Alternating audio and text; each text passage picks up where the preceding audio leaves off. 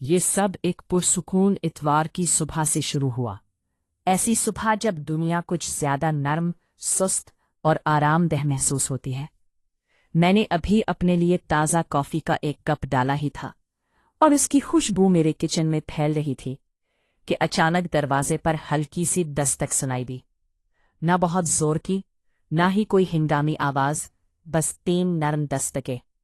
मैं किसी का इंतजार नहीं कर रही थी। जब मैंने दरवाज़ा खोला तो सामने इथन खड़ा था, मेरा पड़ोसी जो मेरे घर के बिल्कुल साथ रहता था। यकीनन हम पहले भी एक दूसरे से मिल चुके थे। ड्राइववे में दोस्ताना हाथ हिलाना, डाक के डब्बे के पास मुख्तसर गुफ्तगू या कभी कभार एक शाइस्ता मुस्कुराहट, लेकिन बस इतना ही। इथन इन लोगों में से था जो ज्यादातर अपने काम से काम रखते हैं, पुरसुकून, समझदार और खामोश एतमाद रखने वाला शख्स। इसके स्याह बालों में चांदी जैसी चंद लकीरें थीं और उसकी गर्मजोश आंखों में हमेशा ऐसा लगता था जैसे कोई छुपी हुई मुस्कुराहट मौजूद हो। हेलो, उसने शर्मिंदा सी मुस्कुराहट के साथ एक रेंच उठाते हुए कहा। माफ कीजिएगा, परेशान कर रहा हूं। क्या आपके पास पाइप रेंच है? मेरा तो सिंक ठीक करते हुए आधे रास्ते में ही जवाब दे गया। मैं हिलके से हंस दी। Pipe wrench? जरा देखती हूँ। अंदर आ जाइए, मैं तलाश करती हूँ। वो एक लम्हे को रुका, फिर अंदर आ गया।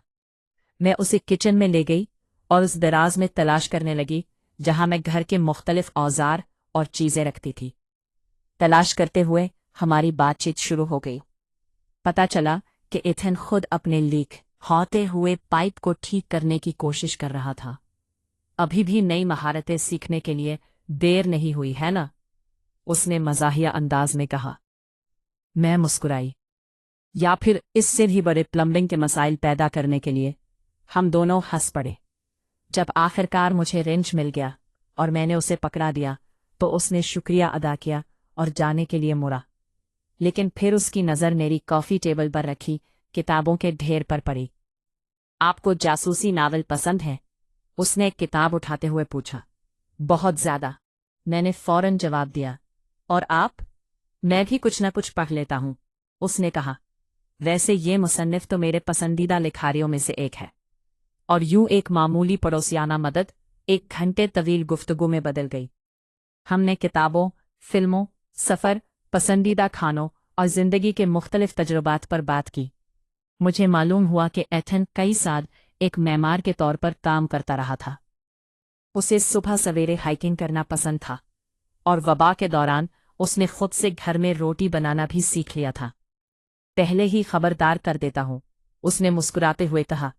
मैं सावरडू ब्रेड के मामले में हद से ज्यादा संजीदा हो गया था। मैं तवक्को से ज्यादा जोर से हंस पड़ी।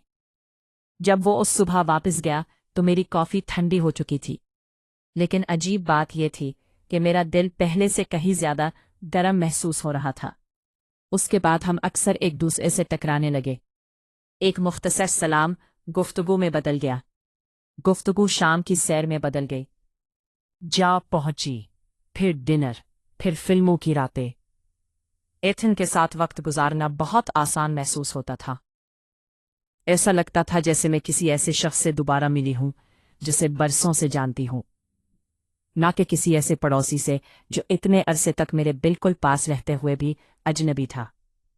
और इन सब के नीचे कुछ और भी था, एक ऐसा एहसास जिसे हम दोनों ने शुरू में जुबान नहीं दी। एक बारिश भरी शाम एथन वही रिंच वापस करने आया जो इसने हफ्तों पहले लिया था। हम सोफे पर बैठकर एक पुरानी सियाह सफ़ेद फिल्म देखने लगे। खिड़कियों पर बारिश की बूंदें आहिस्ता आहिस्ता दस्तक दे रही थी और हमारे दरमियान पॉपकॉर्न का एक प्याला रखा था जिसे हम तकरीबन भूल चुके थे। फिल्म के एक मंजर पर मैं उसकी तरफ मुड़ी ताकि कोई मजाहिया बात कहूं, लेकिन एथन पहले ही मेरी तरफ देख रहा था। ऐसे नहीं जैसे कोई इत्तेफाकन देखता है, बल्कि वाकई मुझे देख रहा था। उसके चेहरे पर नरमी आ गई। तुम्हारी हंसी बहुत खूबसूरत है, उसने आहिस्ता से कहा। मेरे गाल फौरन गर्म हो गए। शुक्रिया, मैंने धीरे से जवाब दिया। कमरा अचानक छोटा और ज्यादा गर्म महसूस होने लगा। उसके बाद जो खामोशी छाई वो अजीब नहीं थी, वो मानी खेज थी, ऐसा लग रहा था जैसे कोई अहम बात हो रही हो, मगर हम दोनों अभी उसकी वजाहत नहीं कर सकते थे। फिर आहिस्ता आहिस्ता हम एक दूसरे के करीब हुए। पहला बोसा नर्म, मोहतात और कुछ हद तक हिचकिचाहट भरा था, लेकिन चंद ही लम्हों में वो तमाम जज्बात जो हम दोनों काफी अरसे से अपने दिलों में छुपाए हुए थे, सतह पर आ गए। जब हम एक दूसरे से अलग हुए तो एथन हल्के से मुस्कुराया। मैं काफी अरसे से ये करना चाहता था, उसने एतराफ किया। मैं घबराहट भरी हंसी हंस दी। अच्छा हुआ। इसी लम्हे से सब कुछ बदल गया। हमने ये दिखावा करना छोड़ दिया कि हमारे दरमियान कुछ खास नहीं है, और सच पूछें तो ये खौफनाक भी था। इसलिए नहीं कि ये गलत महसूस होता था, बल्कि इसलिए कि ये बहुत अहम महसूस होता था। हम दोनों अपने साथ बरसों के दुख और टूटे हुए ख्वाब लिए फिर रहे थे। एथिन ने मुझे अपनी मरहूम बीवी के बारे में बताया, और ये भी कि किस तरह गम ने उसे यकीन दिला दिया था कि वो दोबारा कभी किसी के करीब नहीं हो सकेगा। मैंने भी उसे बताया कि मेरी तलाक ने मेरे दिल के गिर्द ऐसी दीवारें खड़ी कर दी थीं जिनका मुझे खुद भी अंदाजा नहीं था। एक तवील अरसे तक हम दोनों ने ये मान लिया था कि मोहब्बत अब माजी की चीज है, लेकिन किसी न किसी तरह आहिस्ता आहिस्ता हमने दोबारा यकीन करना शुरू कर दिया। एक दूसरे के सहनों को बदलना। हमारा रिश्ता कामिल नहीं था। हमारे मुख्तलिफ मामूलात, मुख्तलिफ आदात, तनाव से निमटने के मुख्तलिफ तरीके थे। एथन हर रोज तलुए आफताब के वक्त जागता था। मुझे यकीन था कि हफ्ते के आखिर में सोने के लिए बनाए गए थे। उसे हर चीज का एहतमाम पसंद था। मुझे हर जगह किताबें और कॉफी के मग छोड़ने की आदत थी, लेकिन किसी न किसी तरह वो इख्तिलाफात तवज्जो का हिस्सा बन गए। हमने आहिस्ता आहिस्ता एक दूसरे को सीखा।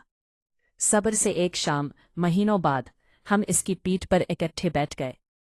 पोर्च में नारंगी और सोने के रंगों में गुरूब आफताब का नजारा किया। एथेन ने मेरा हाथ पकड़ा। जानती हो, उसने आहिस्ता से कहा, जब तक आप मेरी जिंदगी में नहीं आएंगे मुझे एहसास नहीं था कि मैं कितना तन्हा हो जाऊंगा। मैंने उसका हाथ आहिस्ता से दबाया। मैं जानता हूं कि आपका क्या मतलब है।